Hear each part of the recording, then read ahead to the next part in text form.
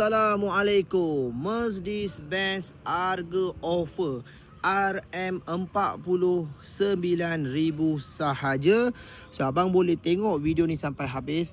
Kereta ni macam baru, masih cantik, tahun 2012, E250 bang . Yang ni bukan E200 E250, 1.8 liter, enjin turbocharger. Grill depan, grill AMG, bumper AMG, side skirt AMG, bumper belakang pun AMG bang. Okey. So abang tengok kereta ni memang kemas sangat dah. Memang cantik, siap ada diffuser, exhaust kiri kanan. Cat kereta pun masih cantik, hitam berkilat lagi ya.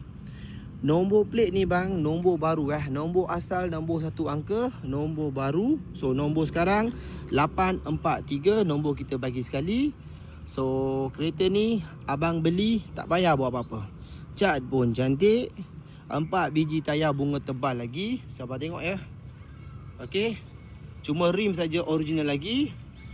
Interior abang tengok sendiri bang. Interior dia warna 2 tone, dashboard gelap, seat warna putih.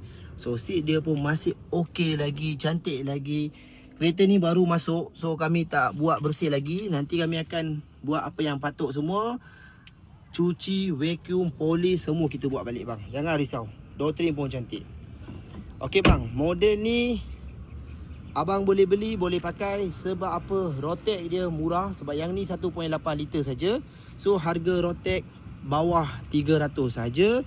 So insurans pun abang boleh ambil yang murah. So kereta ni memang jimat dah.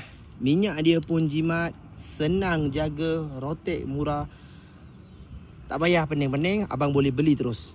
Okey, masa baru harga kereta ni 300 lebih. Sekarang saya bukan jual 200, bukan 100, bukan 50. Hanya 49,000 sahaja bang.